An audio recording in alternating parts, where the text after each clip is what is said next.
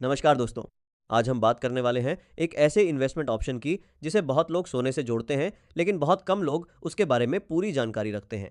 इसका नाम है सॉवरेन गोल्ड बॉन्ड यानी एसजीबी। सबसे पहले समझते हैं कि सॉवरेन गोल्ड बॉन्ड होता क्या है। मान लीजिए आपको सोना खरीदना है। आमतौर पर आप ज्वेलरी शॉप पर जाते हैं और गोल्ड खरीद लेते हैं, लेकिन फिजिकल गोल्ड के साथ कुछ प्रॉब्लम्स भी होती हैं। चोरी का डर रहता है, लॉकर का खर्चा लगता है, मेकिंग चार्जेस लगते हैं और गोल्ड की प्योरिटी को लेकर भी टेंशन रहती है। इसी प्रॉब्लम का सॉल्यूशन लेकर आई थी गवर्नमेंट ऑफ इंडिया और आरबीआई ने, जिसका नाम था sovereign gold bond scheme. Sovereign gold bond का मतलब है कि आप फिजिकल सोना नहीं खरीदते, बल्कि गवर्नमेंट से एक सर्टिफिकेट खरीदते हैं जो गोल्ड की वैल्यू को रिप्रेजेंट करता है। मतलब आपके पास कागज या डिजिटल फॉर्म में गोल्ड होता है, घर में सोना रखने की जरूरत नहीं होती। अब एक एग्जाम्पल से समझते हैं।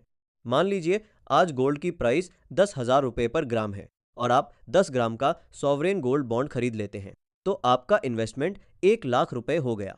अब मान लीजिए 8 साल बाद गोल्ड की प्राइस 15,000 रुपये पर ग्राम हो जाती है, तो आपके 10 ग्राम गोल्ड की वैल्यू 1,50,000 रुपये हो जाएगी।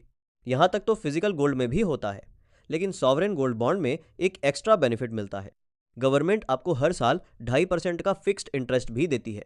यानी अगर आपने 1 लाख रुपए इन्वेस्ट किया है तो आपको हर साल 2500 रुपये इंटरेस्ट मिलेगा।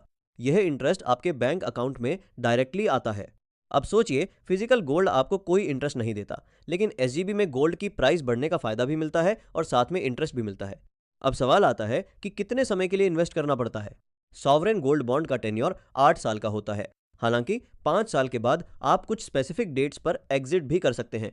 अब बात करते हैं सबसे बड़े फायदे की। अगर आप सॉवरेन गोल्ड बॉन्ड को मैच्योरिटी तक यानी पूरे 8 साल तक होल्ड करते हैं, तो जो गोल्ड की प्राइस बढ़ने से प्रॉफिट होता है उस पर कैपिटल गेन्स टैक्स नहीं लगता। यह बहुत बड़ा बेनिफिट है, क्योंकि कई इन्वेस्टमेंट्स में प्रॉफिट पर टैक्स देना पड़ता है। अब बात करते हैं नुकसान या रिस्क की।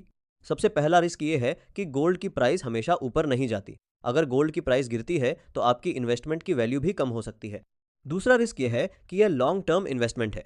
अगर आपको जल्दी पैसों की ज़रूरत पड़ सकती है तो यह ऑप्शन आपके लिए परफेक्ट नहीं हो सकता। अब सवाल आता है कि एसजीबी और गोल्ड ईटीएफ में क्या डिफरेंस है।